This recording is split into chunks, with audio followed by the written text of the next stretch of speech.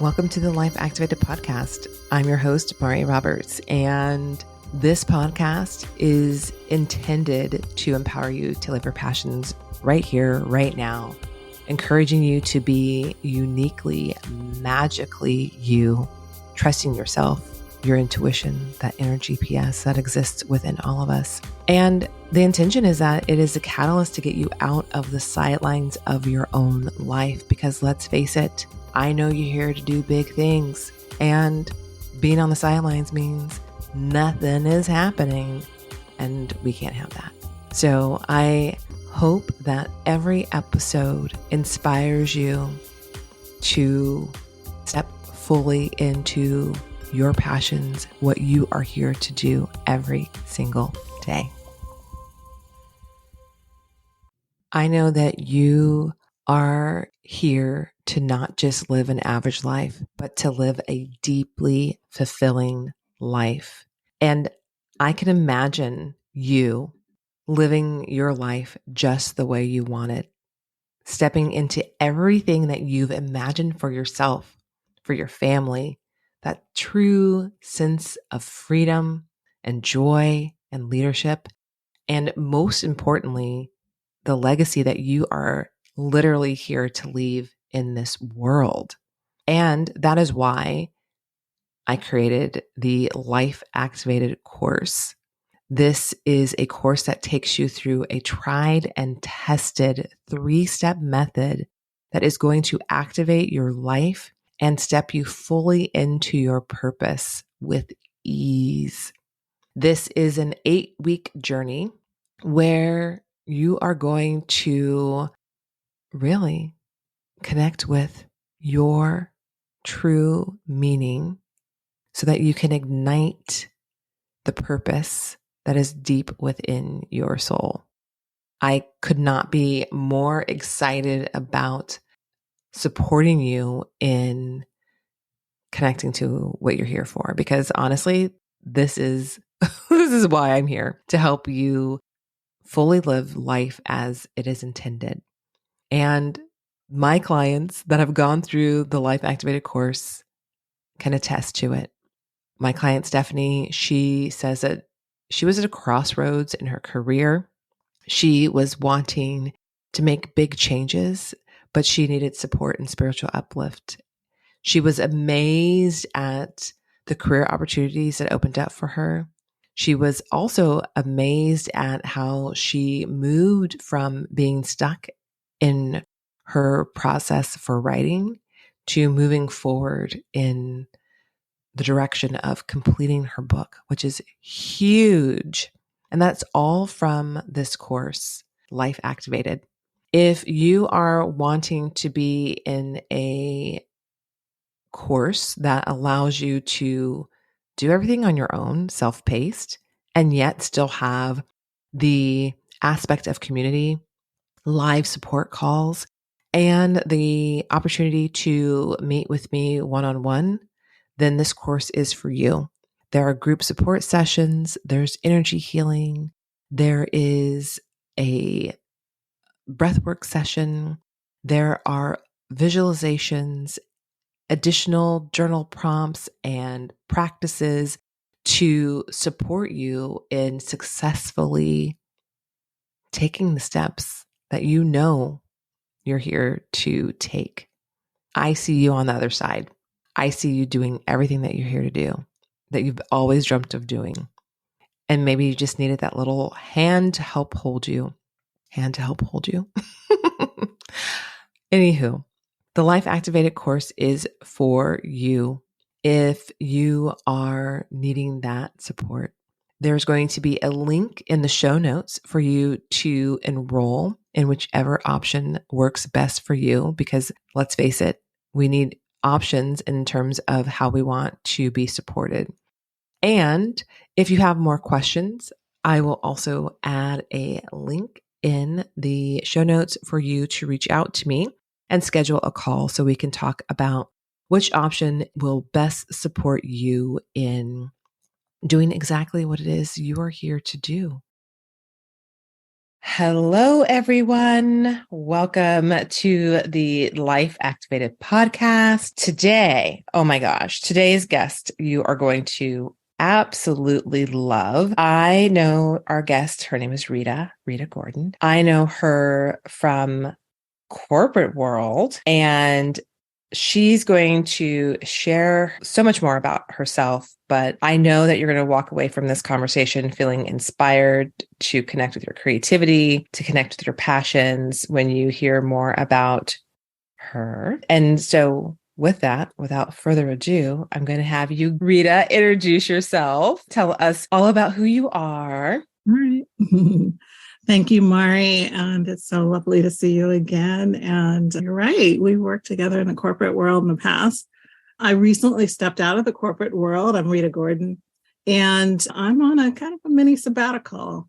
And right now I'm focused on writing and just bettering myself and really just taking time to treat myself well and do things I'm passionate about. And I'm most recently published a book, 30 Days in Belfast. So I'm now an author. Yay!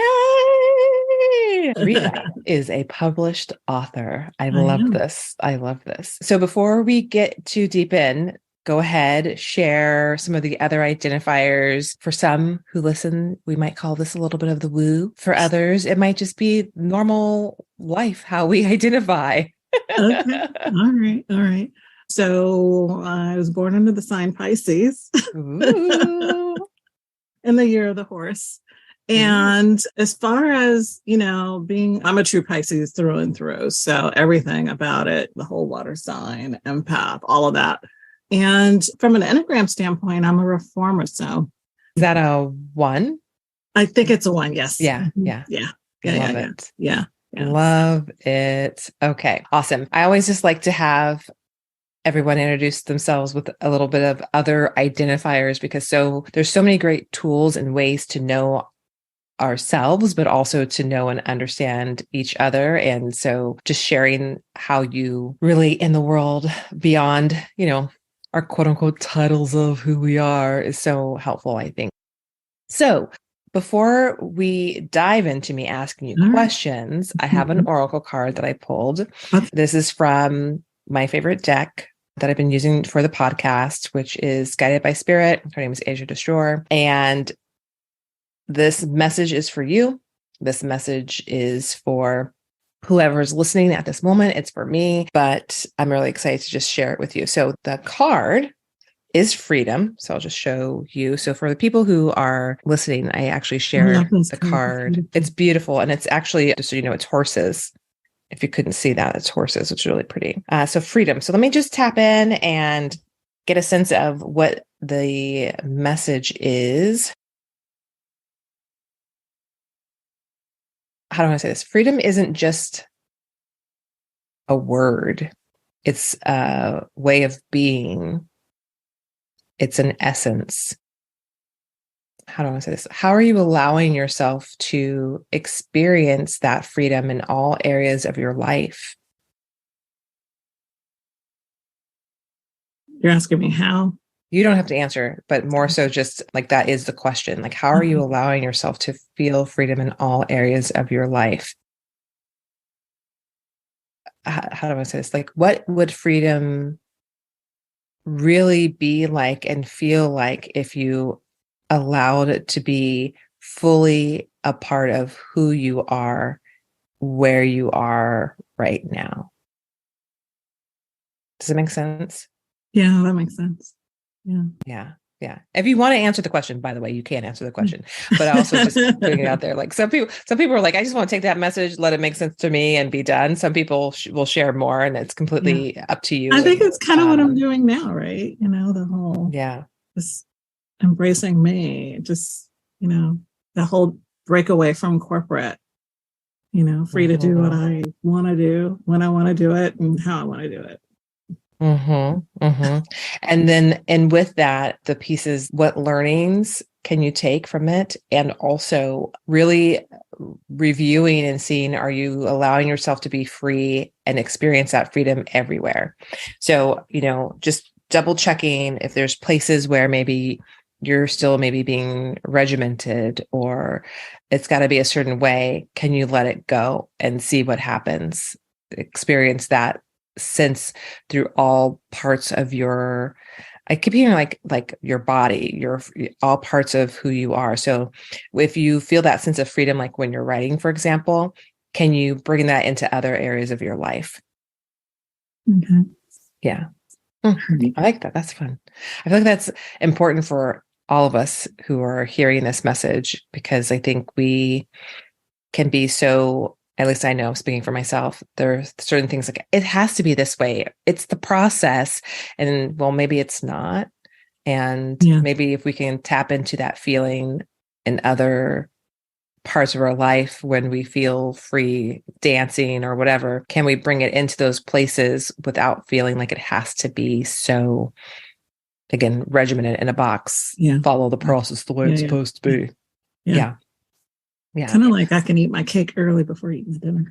Exactly. Yeah. Like, why do you have to have cake after your meal? What if you want to eat your cake before, in the middle of the meal? What if you want to eat your cake for breakfast? What is that? Jinx, you owe me a Coke. Yeah. So allowing yourself to like break your own rules, basically. Yeah, I love that. So Rita, author, published author, who used to work in corporate. I would love for you to start by just telling us, how did the book come to be? How did this happen? Yeah. So I actually wrote the book in 2016. So I've written like a lot of partial books ever since I was in college. And I don't know, I was challenging myself one day to finish something, to finish one, because that was my dream, to finish a book and get it published. And so I challenged myself, and then I started doing some research. How long should it be taking? Because I'm not this wasn't something that I've been doing like my whole life. So as far as publishing books, so I had to, uncover, some of the process and how long should I expect it to take? And then I saw somewhere that, you could write a book in 30 days. And I was like, I'm going to challenge myself to write a book in 30 days. Nothing big, just a 30-day challenge to write a novel. I saw your book. It's not small. Exactly. And then so I started researching about, okay, well, how many words in a day, and then how many words in a day and how many in an hour, and then how much time did I really have? Because I was working and taking care of my mom and, and just life in general, right? And then so the net is it took more than 30 days. It took about 4 months, 5 months or something like that. 30 days versus real life human living times. Yes. Yeah. Right. And then but the concept, I think in my head, the concept of 30 days is why the book is called 30 Days in Belfast. And then, I had never been to Belfast before, so I don't know where that came from, but actually I do. There's an actor that was born in Belfast, and that was one of the individuals I had in my brain as one of the characters that was, part of the story. And so, 30 days. So my idea was, okay, well, if I can just chunk this book into 30 days, I can get to writing it in 30 days. And I think that was the start of how I came to 30 Days in Belfast. So I love that. And when you said 2016 is when the book really came to you. I wrote it start to finish within just that window of time, about a 4-month window of time. I'd never done that before, ever. And was it just inspiration? Like how did it kind of plop into your brain? Yeah. So I started thinking through what I had been reading versus what I don't like to read versus what gives me angst about other people's stories, and how I wanted my story to be different. And I wanted it to be something that I wanted to read. And then I started thinking through the characters and, who are going to be the characters of the story. And I wanted the main character to be a female, a Black female, a rich Black female. And then that's kind of like what's the starting point. And I was like, well, is she going to fall in love? Is this going to be like a trope or whatever? And I was like, no, I don't like those tropes, all the different tropes. And so I'm just like, let me just tell the story the way I want to tell it. And then I included things that felt like that I was passionate about, like art. Mm-hmm. So there's the story is around her going to Belfast to do a favor for a friend. And that favor is to curate one of the biggest art exhibitions there. So I included art because it's one of the things I do when I travel is I visit museums, every single country I go to, every place I go to. And then it also includes things like quotes and music. Every title, every chapter is a song except for one. I love that. So cool. Yeah. So I was just incorporating things that were important to me. And again, I wanted to see this woman who was a strong woman, but she was going through some things. And I wanted her to, at the end, find love kind of thing. So, yeah. One, I love that you were writing a book with a strong, rich Black woman. Amazing. Love. And this is a question I have that just came to me as you were talking about this. And I'm curious about this for a lot of people. How much of this character do you feel pulls from parts of you and who you are? Yeah, you and I may have talked a little bit about some element of me, but I didn't share with you. It's partially some element that I've incorporated with her, like the social anxiety. Right. Yeah. She has that level. She has a little bit of social anxiety or a little angst when it comes to, talking in public or, so the whole, affirmations and breathing and then, have to center yourself before you go and just, those are things that I had to do in corporate all the time. Before I got in front of a crowd of a few hundred or however many people, I had to be like, you got this, girl, you got it. You could do this, right? Those affirmations you have to go through. So I incorporated things like that into the character. I love that. Do you feel like there are elements of her that you like aspire to bring into your life? That's a tricky question because I know. Like the whole concept of her is totally made up. So right. So this character, her father is the richest Black man in the country. So great. My family is far from that. Yeah, so. I understand that. Yeah. And I don't think that I aspire to be at that level because with it, and you'll see anyone who reads this will see that the character loses a sense of that freedom to do the things that you want to do, right? The sense of security, she has to travel with a bodyguard and right. So there's always some level of secret entourage, around this person. No, I don't aspire to that because I like my freedom when I travel, that no one knows who I am. I get to do what I want, Yeah. And that's not going to be for long, Rita. Well, there have been elements. That you may know this. There are countries that you go to where people, they don't know who you are because you don't look like anybody in that country. And then there is that element where they think, ooh, she must be a celebrity. And I don't like the way that felt, when people would hover around and, do all of those things. But I know what it feels like because I have experienced it, even though I'm not, right? In this character's shoes. So, but all of those experiences give me things to draw from, to write upon, and to then say, okay, this is what she's feeling about this. So yeah, that makes sense. Again, let's just remember, you will be known. That's just a fact. Okay, own it. And so you said that you have sort of started the writing around college. What sparked that? I'm curious.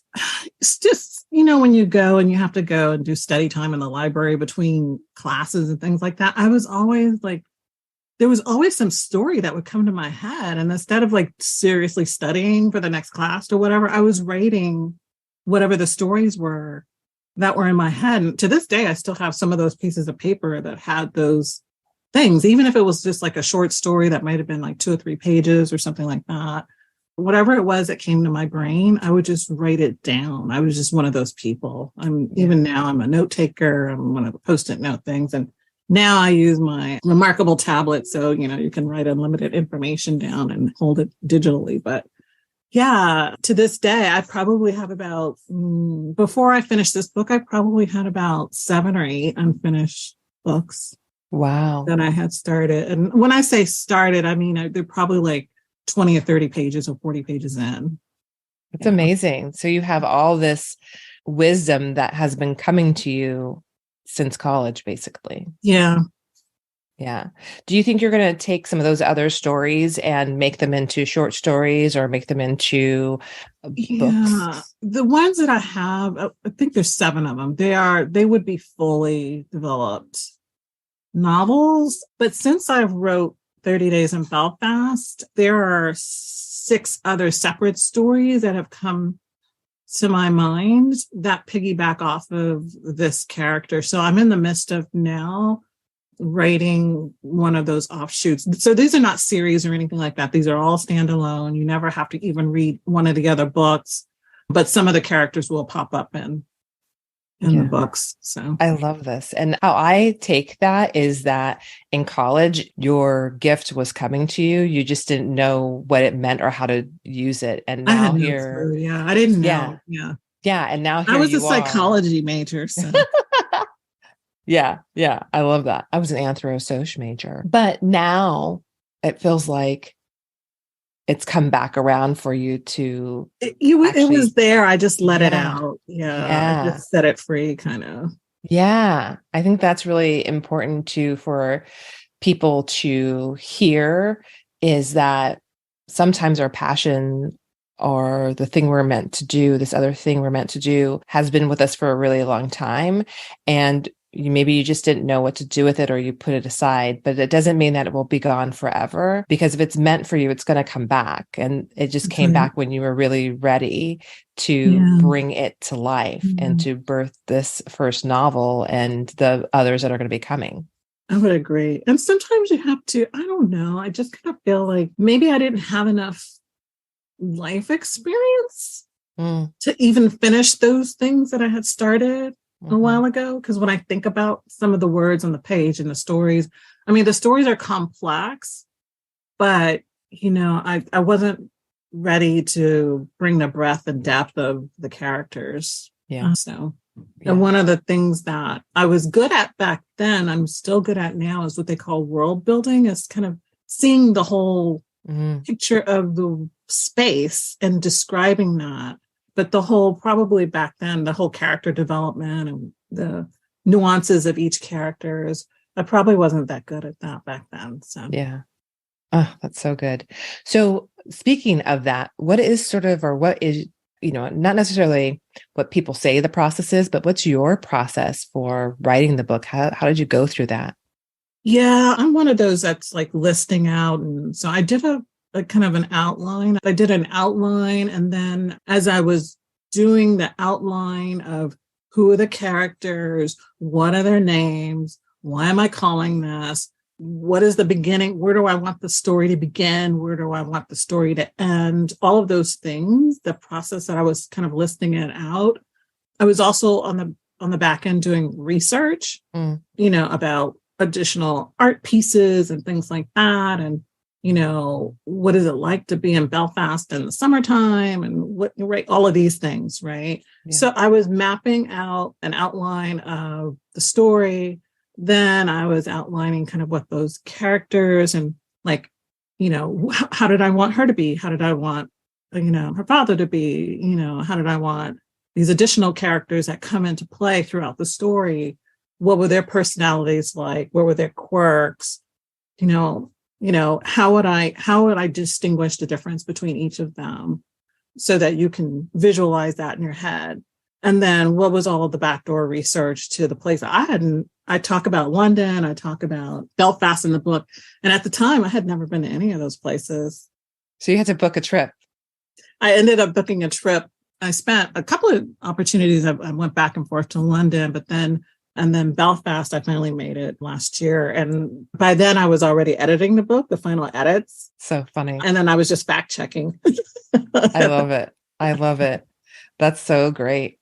I think it's so funny that your location was a place that you hadn't been to, but it was the place that needed to be for the book. So Yeah. you then made time to go. Yeah. Oh, it's funny because I had people doing beta reading before I did any final edits, and people were like, oh my God, I wish I could visit because of how they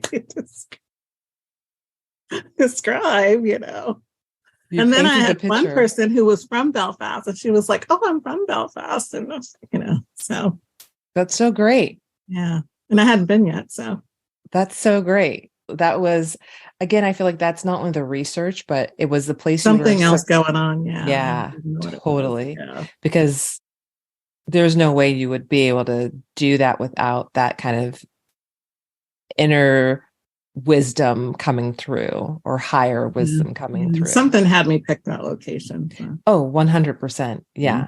Maybe even this might sound wild, but maybe it was even a past life or Right? something. You never Maybe. know. And it was just as beautiful as I kind of described in the places. So I was happy I made the trip. I mean, I was never going to publish it without having gone, but yeah.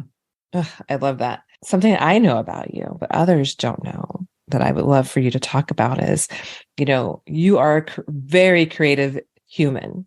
You have your book, you have more that are coming, but before this, you birthed something else. Yeah, Very I did. creative. Yeah. So can you talk a little bit more about that and how Mhm. your flower coloring books came to be? Yeah. So the coloring books, that's different. I always challenge myself to do things. And when I challenge myself to do things, it's always something creative. But my mom had went into the hospital, I want to say, and I can't remember the year, it might have been 2017 or something like that, or even before then. But, we thought that she was going to pass away. She didn't, thank God. The doctor actually said I saved her life. But the watching her every night is highly stressful. You can only imagine an empath Yes. Yes. having to sit and care for their mom and be on watch every night, that kind of thing. So, and then so for me, the creative process helps me clear my mind and helps me center myself and helps me relieve myself of the stress. And flowers are things that I love. You see, there's flowers Everywhere. behind me. Yes. I have flowers in my house, roses, bushes scraping the windows right now, and flowers all in my yard. So that I'm very passionate about that in nature. And so I wanted to incorporate, and I also take a lot of pictures of flowers. And I had a series of pictures that I had taken flowers. And I was like, what if I do a coloring book of these flowers that I actually had taken pictures of? So my first coloring book, called The Big Flower, is actually big pictures of flowers that I actually had taken pictures of. And then so I put, I want to say about 12 on a page and packaged it up and made it into a coloring book. And then the next year, I just did more intricate hand pictures of flowers in different scenarios. So then I published, the second coloring book, which was called The Little Flower Garden, because the flowers were highly intricate and hand drawn. And then I started to work on a third one. It's still in progress, but I really needed to finish my novels. So This is amazing. This is amazing. And I think it's such a great reminder of how creativity and being in your passion can support you in feeling grounded and relieving stress. And yes, if you're listening, yes, Rita's passion is so good that it's something she's able to, produce something for people to purchase. But that doesn't mean that you don't have to do your version of it and no one has to see it. But if it's going no to one help you has to feel, see it. Yeah. yeah. For me, it was just and for me, probably that was probably my need to get something of mine out there in the world and published. And that might have been kind of the whole, genesis of me finally getting to the end state of getting 30 Days in Belfast out there. Yeah. But yeah, the process of drawing and then doing it in pencil and then doing it in ink and then, and then laying it out and what the pages look like and adding quotes and all. I was just, yeah, that was me just working through whatever was happening in my head and, And to in make sure that life. I stay healthy. Yeah. Yeah. And I think that's the key. It's what is it in your creative world that you do, whether it sees the light of day or not, that is going to help you to decompress and to Yeah. feel grounded and to hear your own voice. I think is so important. And just you sharing that, I really know that people are going to feel called to, you know, engage in their creative process in a different way. Yeah. Yeah. Even if somebody is singing or something like that, that goes sing, and, anything that takes you away from the day to day, something you can focus on. And for me, it's a process of just being single minded on something, because I'm one of those people that, if there's a multitasker, I can multitask. It's like better than anybody. I could do like 8,000 different things, but I need that one single focus in order to clear my brain. Yeah. Yeah. And we're in the, corporate life has taught us that multitasking is amazing and we should all be multitasking. It's not And healthy. No. It's not healthy. Having the one single focus where you can just go deep and allow your brain to unwind and decompress. Yeah. And we do our best work, we're just focused on one thing without distraction. So, yeah, it's so good. So I want to touch a little bit on like intuition and the, getting a feeling, when it comes to either the book or even your coloring book, or even just life. How do you sort of know when you have the feeling that it's time to do something or change something or move? Yeah, I don't know how I know. Sometimes I know, like switching jobs and things like that. Like, where you and I worked previous, I always knew I was going to work there. I think I told you that whole story. Yeah. The company prior to that, I always knew I was going to work there. And I would tell the people that I meet with, I always knew I was going to work here, and then, guess what? And I did. But I just listened to the whatever my intuition is telling me. And I just kind of go with it. It keeps me out of harm's way. It keeps me focused on the right things. It, helps me follow my passion, like writing a book. Like when, I don't know what it was. It said, sit down and figure out how to get the book start to finish done. I just did it, Right. That feeling came to me and it was so strong. And usually I think that's how it happens. There's, that moment when you need to call somebody and it turns out it's their birthday, that kind of thing, right? That moment when this person that they're not having a good time and to call them and, those things, just if you wake up and you feel it and somebody's name is in your head or this thing is, niggling at you, then that's the universe telling you something. And I could not get this. I need to finish a book in 30 days. I mean, mind you, maybe it wasn't telling me to finish it in 30 days. Maybe that's what it needed to get me to the title of the book. Or to start the book, But for me, there's a strong pull and I usually follow that pull. So, yeah. When you get the pull, and also the dog is in the background, if you heard her making her like big old whiny yawn sound, she's sleeping. Sorry. She's very loud. So when you said you get the pull, do you feel it in your body, or is it something that is just like, again, in your head? Again, you said it's like sit down and do the thing. Have you connected to Mari, connected to how it shows up for you? Yeah, I hear like, there's like a word. There's, it's like when I needed to do the book, it was like, I need to do this book in 30 days. I mean, like that was in my head. I could not get that out of my head. And instances where, I know I need to, to talk to someone, or there's something I need to say to someone, that I know that they need to hear or whatever. There are words in my head. Yeah. And I just let it. I normally, and just in a day to day, I don't have a good filter. And I think that helps me in general when there are things that my thoughts are saying, that, there's someone I need to talk to, or there's some action I need to take, or something I need to do, then I just like unfiltered. Trust it. I just trust it. Yeah.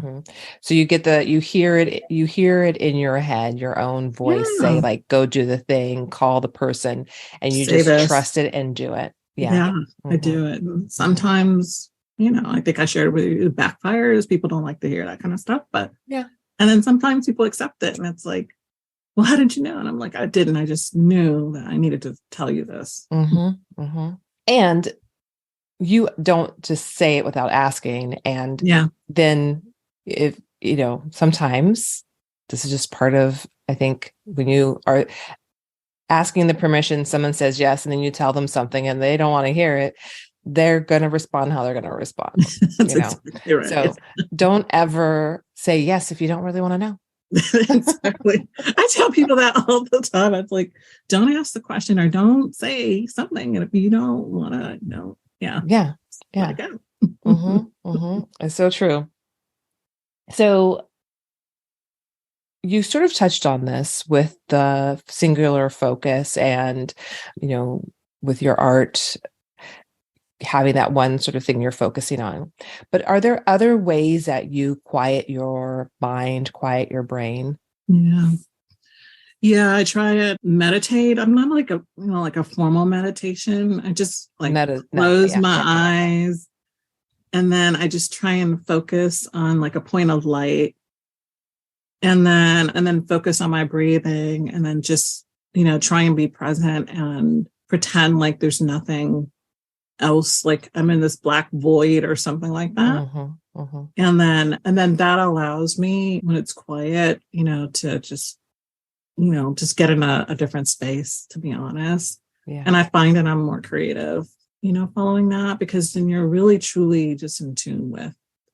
And during that time, I am closing my eyes. I'm like, I just want to be in tune with the earth, This is in its purest form. That's usually what I say. So I love that. So you have a deep connection with the earth and, I mean, flowers. I know it sounds all weird, but I just nothing is weird. We're energy, and it's like yes, we're not like this. We're not plastic. we're we're not robotic, but we are tied to the earth, and I just try and get in tune with it. So yeah.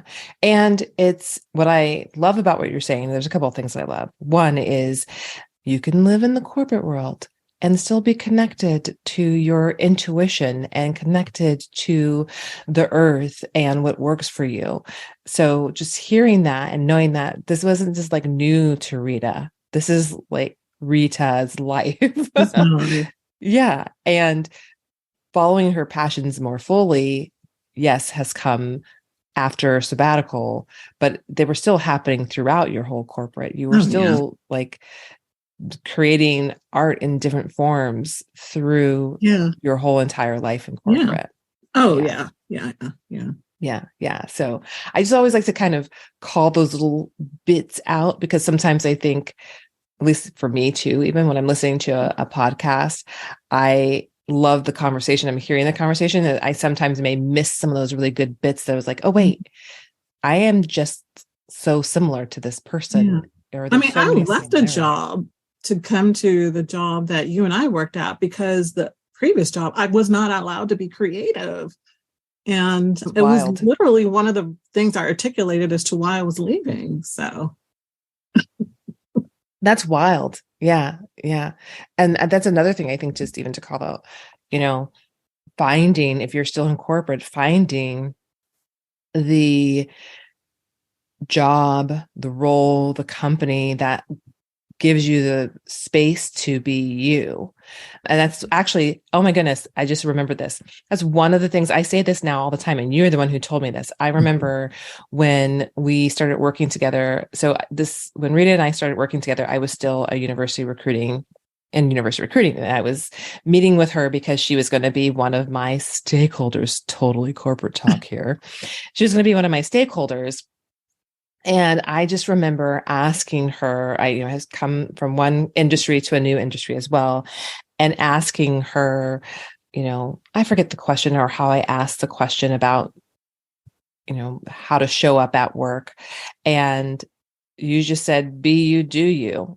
And that was the most helpful I remember you information. asking that. Yeah. Yeah, because Because you're it's, like, what is it like? Can I just do what I want to be? yeah, Just be you. yeah, be you, do you. And so often you don't remember that the best version of you is just your authentic self. You got hired Mhm. because you're of who you are, and you will experience more joy at work just being who you are and That's showing exactly up right. exactly as you are, which is super helpful. And I think when I came back to corporate and came back to the company that we met at, that was also one of the things when I was like, oh, well, I'm psychic. I didn't know that when I left. I know it now. I'm psychic and an energy healer. And guess what? I'm not hiding it, Like, don't hide. so Yeah, don't it's hide. so important to be fully expressed, whatever that looks like for you. And if you don't feel that you can, it's probably not the right place for you in the first place. Yeah. So, how would you tell other people, or what would you tell other people about connecting to their creativity? Like, what guidance would you give them or advice to help them connect? Yeah. I don't know. I would just say that, creativity comes in a lot of different forms, right? It could be singing, right? It could be writing, it could be drawing, it could be sculpting, or whatever, comes in so many different forms. Some people, creativity comes in the work they do with numbers or what have you. I would just say that thing that feels like it's not work.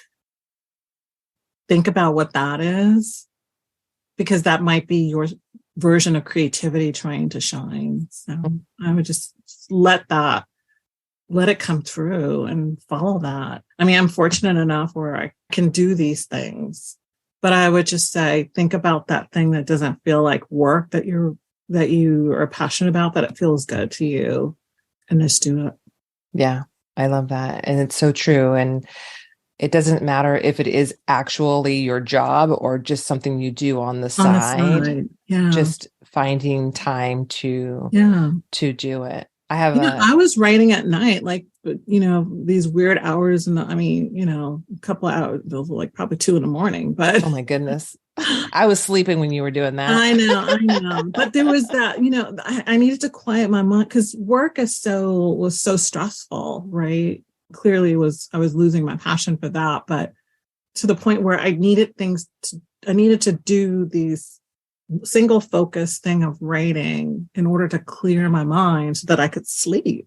And so for that window of time where I was only focused on writing, which felt natural, right? So they might be singing or something like that. I don't know, right?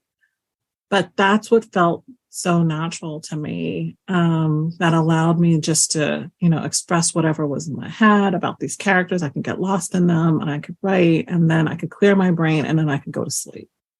Mm. Yeah, I love that. Yeah. And I have that kind of clearing your brain to go to sleep also meant that you could go to the place that you were falling out of passion with and still be a better, And be fresh. Yeah. yeah. The next Mm-hmm. day. Mm-hmm. So even if it was a little loss of sleep, you were able to find yourself to be able to go Yeah. back. To go and do that and be on, because, Yes, the corporate. person has social anxiety, and then you got to be in front of a bunch of people, and right. Mm-hmm. That's a lot of pulling up. If you have to put on that face, that's not you. Yes, yes. Yeah, so true. Into that, on top of feeling like you're losing your passion for that space, being really introverted, social anxiety, yeah, that was extra work for you during those months. Wow. That's because I think about my soul sucking job and I'm extroverted. And when I was at my soul sucking job, it was like, oh my goodness, so hard to be there and be present. So to imagine being also introverted and having to do that, yeah, I can feel I can feel that. Definitely feel that. Mm-hmm. Oh my goodness. So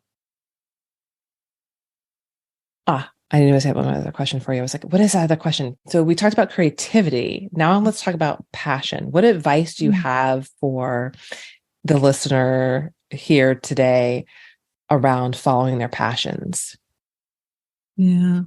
I guess first they have to really understand and uncover what that is, what they're passionate about, because I knew that being creative and writing and doing things with my hands and were things that I was passionate about. I knew I'd been trying to write all, since I was in college, probably even before then. Yeah. So I knew that was sitting there. But first of all, you've got to recognize it. And then you've got to think through, what do you want to do with that once you've recognized it? Mm-hmm. And are you able to incorporate it into your, daily life? And how does that show up? Yeah. For me, it was just, I needed to just stop pushing it to the side. Clearly, no one wakes up and goes, oh, I'm going to write a book and then write a book, right? I mean, that has never done that before. And so clearly there was that needed to come out. So, so I had to recognize it, acknowledge it, and then just start. Were you scared? Not like while I was in the midst of it, because it wasn't, it wasn't out in the open. I got a little freaked out when I got towards the end. I was like, oh my God, what do I do? And then it totally freaked me out. Like, I had a meltdown, not a meltdown, but more like, oh my God, I just pushed the button and now there's no coming back from it, right? It's going to be there's a point in the whole publishing process when there is a literal, if you self-publish, a button you hit, and once it's out there, you can't pull that back. Yeah. Yeah. But you did it. That part freaked me out. Yeah. And you still did it. I still did it. Closed your eyes to hit the button. Get your words out to the world. But you know what, Mari, one of the things that I've never shied away from is like doing things that I'm afraid of. Just, you probably, I think you know this. I travel by myself. Yes, I know. Yeah. Right. And I do things that scare me. And because I need to push myself, push those boundaries. Because I don't know. It's just like, if things are comfortable, then how do you grow? Let's just repeat that. If things are comfortable, how do you grow? So yes, I think that was one thing for me with you. I just remember you're like, oh no, I'm going on this trip.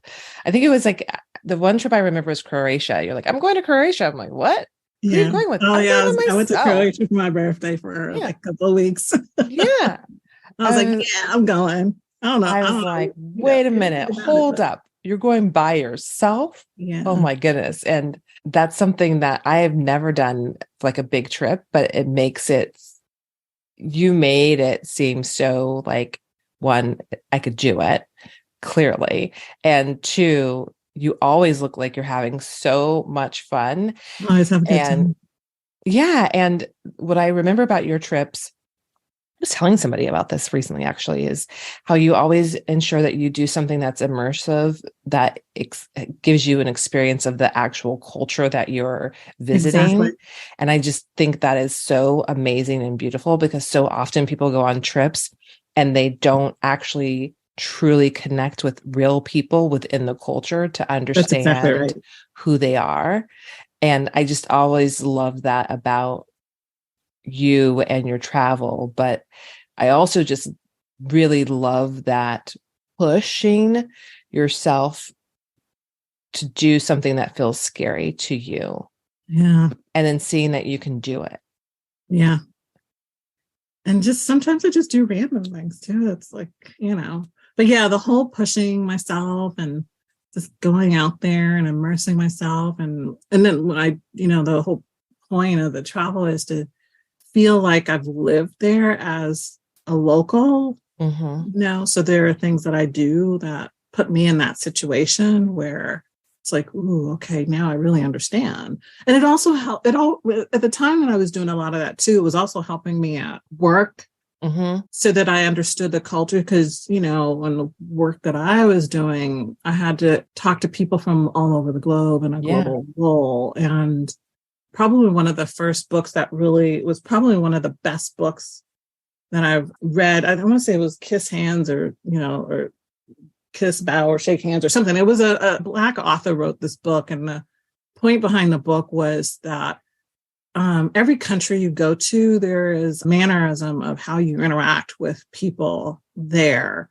Like you go to India, you don't go and shake people's hands, you don't go and hug them and all this other kind of stuff, right? Or you go to China and how you, right? And so it taught me those things. And I think that kind of got me on this push to ensure that I was fully immersed, I understood the cultures, that I knew what was, why people react certain ways and do things certain ways and talk certain ways and all of that. And beyond that too, just, there were some immersive experiences that, like when I was in Croatia, that I did that, that completely scared me, like going into a deep cave and there's nobody there in the freaking middle of the winter. And, that is pretty scary. Not knowing if anybody's ever going to see me again.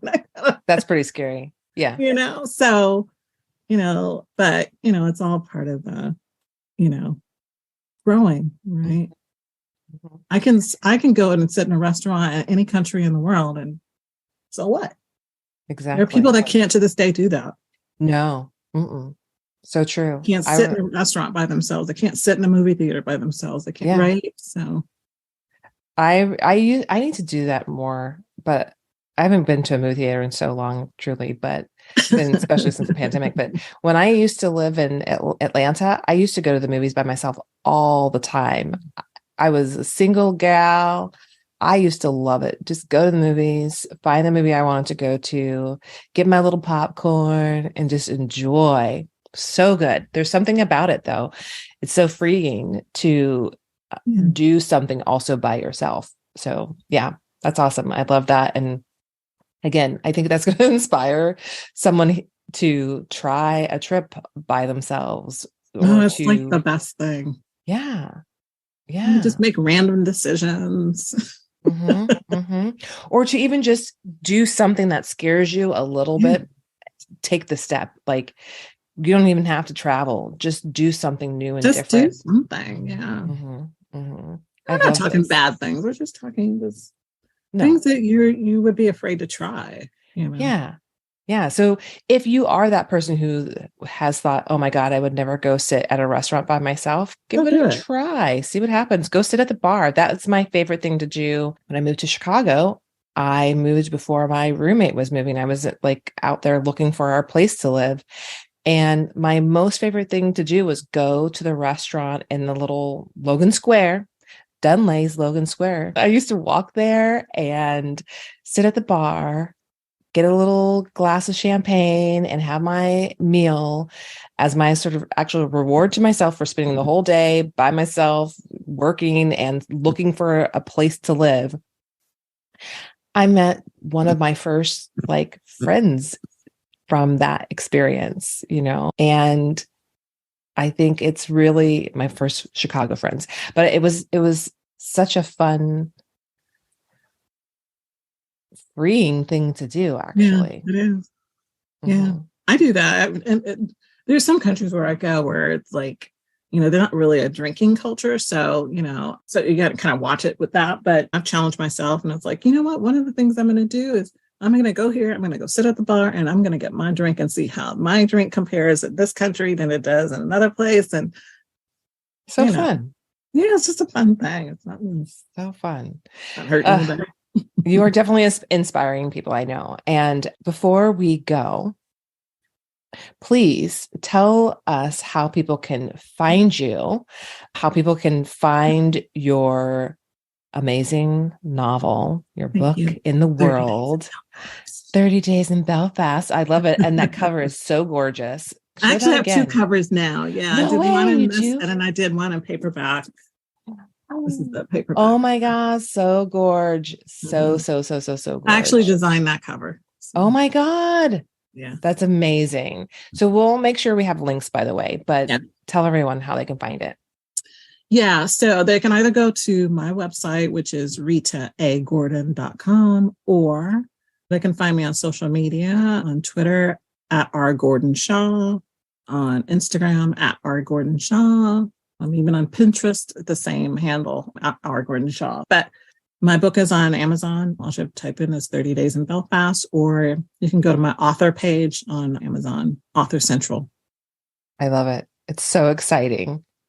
So exciting. Thank you so much for sharing time with us, for talking about your creative process. I am serious. Like, we're going to see Rita on TV talking about her books, people. So just know we heard her here first. But seriously, thank you so much for sharing with everyone. Thank you, Mari. Awesome. Okay, everyone. Until next time.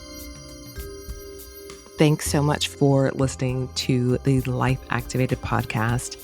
If this message from today's episode resonated with you, if it inspired you to start to live your passions, to take action in your life, then do me a favor and rate and review us, because honestly, that is the only way that this podcast will be found by others just like you. If you don't want to miss the podcast, don't forget to subscribe. Subscribing to the podcast ensures that you never miss an episode. All right. Thanks so much for supporting the Life Activated podcast. Until next time.